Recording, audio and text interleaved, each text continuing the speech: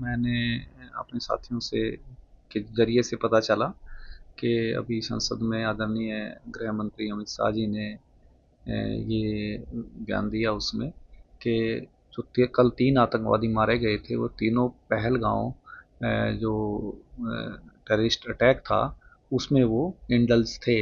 और उन तीनों को जो उनकी का डिजर्विंग सज़ा थी, सज़ाए मौत, वो हमारी भारतीय सेना के जवानों ने, पैरामिलिट्री फोर्सेस ने और जे.एंड.के पुलिस ने वो दिया। तो ये जानकर ये अच्छा लगा कि हमारी सरकार जिस तरह से आतंकवाद को समूल नष्ट करने के लिए प्रतिबद्ध है, और जिस तरह हर भारतीय में जो आवेश है, और जब तक ये आतंकवाद ख़त्म नहीं होगा तो सरकार और भारतीय या और दुनिया के जो देश हैं वो सभी इससे पीछे नहीं हटेंगे। और बार बार हर बार यही अपील होती है मेरी सभी से जो भी पूछता है मुझसे कि आतंकवाद का समूल नष्ट किया जाना इस ग्लोब से बहुत ज़रूरी है। और मात्र ये कर्तव्य भारत सरकार का या हमारी पैरामिलिट्री फोर्सेस का या आर्मी का नहीं है, अपितु each and every citizen of world इससे कंसर्न है। और हम सबकी ड्यूटी बनती है कि हम अपना रोल अदा करें और इस कैंसर को ख़त्म किया जाए। चाहे गृह मंत्री अमित शाह हों या विपक्ष के नेता हों, सभी की तरफ से उन परिवार वालों के प्रति संवेदना व्यक्त भी की गई है संसद के अंदर।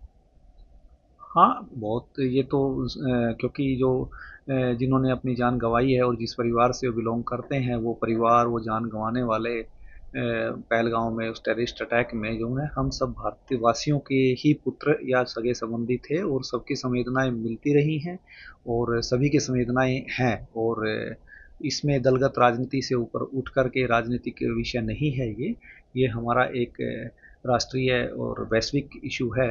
उन सब से ऊपर उठ करके इस आतंकवाद रूपी भस्मासुर को खत्म करना कल हमारा ड्यूटी ऑपरेशन बनता है। महादेव हुआ और उसके साथ कई तरह के भ्रम फैले थे, लेकिन वो क्लियर हो चुका है आज। भ्रम फैलने की बात तो मैं ये कहूँगा कि कल भी मुझसे बहुत पूछा गया था कि हो सकता है ये दूसरे आतंकवादी भी उसमें इंडल्स होंगे। तब भी मैंने कहा था कि भाई अभी नहीं कह सकते, पर मुझे ऐसा लगता है कि ये डेफिनेटली उसमें इंडल्स होंगे, क्योंकि इस तरह के डिवाइसेस और हथियार और दूसरी तरह की चीज़ें आरडीएक्स सिमिलर मिला है जो कि वहाँ पर यूज़ किया गया है।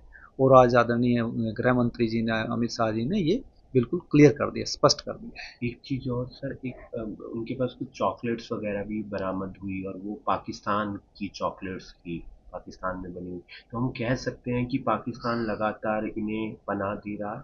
बात पनाह देने की नहीं है और चॉकलेट की नहीं है। इसमें मैं हर बार कह रहा हूँ, शुरू से बोल रहा हूँ कि ये पाकिस्तान प्रायोजित ही है और रहा है।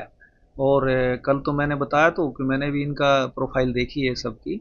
तो प्रोफाइल में पाया गया कि हाशिम मूसा तो उसमें स्पेशल सिक्योरिटी जो ग्रुप है उसमें पैरा कमांडो रहे हैं वो तो वहाँ ट्रेनिंग लेके आए, वेल ट्रेंड थे वो तो, और मास्टरमाइंड रहे हैं। इसी तरह अबू हमजा के बारे में भी मैंने कुछ जगह पढ़ा है।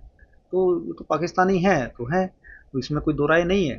तो इस चीज़ से कोई गुरेज नहीं कर सकता कि वो पाकिस्तानी नहीं है। न्याय उस दिन मिलेगा सबको जिस दिन ये सभी को, मतलब ये मेरा अकेले का दर्द नहीं है, मेरा अकेले का इशू नहीं है, मैं इससे कंसर्न अकेला नहीं हूँ, इससे आप लोग भी कंसर्न हैं और each and every citizen of this globe, जो मैं पहले कह चुका हूँ रिपीटेडली, वो सभी इससे कंसर्न हैं।